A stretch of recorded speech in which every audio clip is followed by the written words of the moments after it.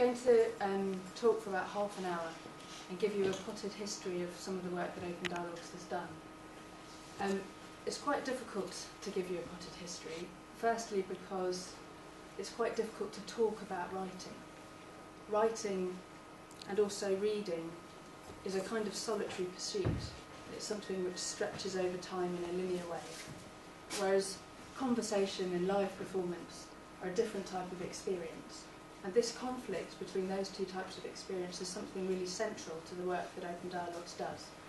But it's also what makes it a bit difficult to talk about writing.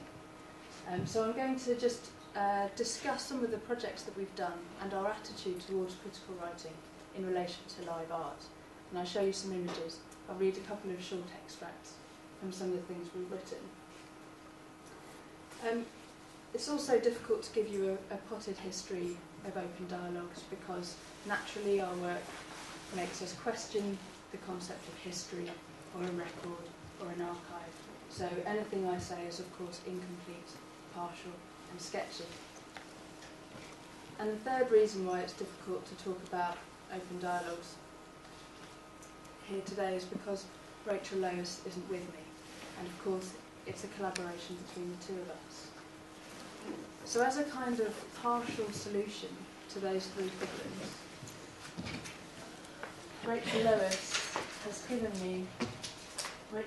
given me some conversation points.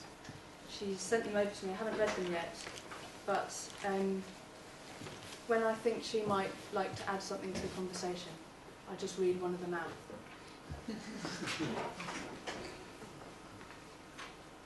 Her first one's actually here. So Rachel Lois says, "We are suspicious of the institution of the artist. We are suspicious of the ability to escape the institution.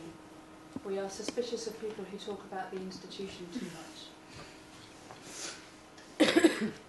This is another picture that Rachel Lois and I made when we first started working together as Open Dialogues.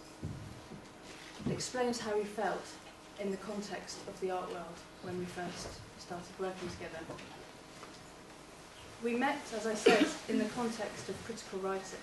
We actually met on a professional development course for people to encourage more critical writing about live art. And this was all done against the backdrop of an assumed problem with critical writing and live art, namely that there isn't enough of it. That there isn't enough critical writing, that means there isn't enough debate, and that means there isn't enough understanding. And the problem was, everybody seemed to think, that all writing about live art was either really academic and quite hard to understand if you didn't have a PhD, or else somehow in the shadow of the mainstream. So just writing about live art as something other than theatre or other than visual art, or something always controversial. So we confronted this problem and we decided to do something about it, and we said we need to talk about live art. This is a project we did in 2008 at the National Review of Live Art in Glasgow with two other writers called Baron Schmidt and Tim Tack. The National Review of Live Art is a big showcase event of live art in Scotland. And the one thing everybody knows about the National Review is that you spend a lot of time queuing. There's a lot of performances, and you just have to queue to get them. You don't have a ticket for them, you just have to queue.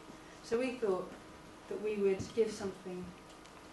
make something for people to talk about in the queue. The four of us went to the National Review, and every day we went to see as many performances as we could. And then every evening we wrote about them.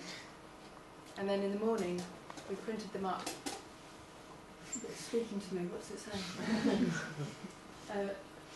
So we wrote about the performances overnight, and then in the morning we printed them up, we photocopied them, and we handed them out. And then we did the same thing the next day. So this was throughout the festival, for every day of the festival.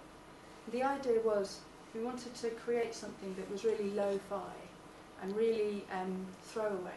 That's something that you knew was going to be replaced the next day. So unlike other types of writing which might seem like they're the last word, we didn't want to describe the performances that we'd seen or write the definitive review of them. We just wanted to spark a conversation.